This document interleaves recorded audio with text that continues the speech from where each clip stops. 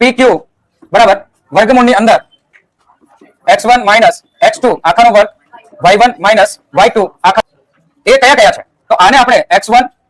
અને y1 અને x2 અને y2 કહીશું બરાબર તો x1 ની કિંમત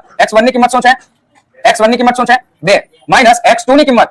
કેટલી છે 4 અને એનો આખાનો વર્ગ કરીએ આખા કૌંસનો વર્ગ કરીએ વત્તા y1 ની કિંમત કેટલી છે 3 અને y2 ની કિંમત કેટલી છે 1 માઇનસ કરીને આપણે વર્ગ કરીશું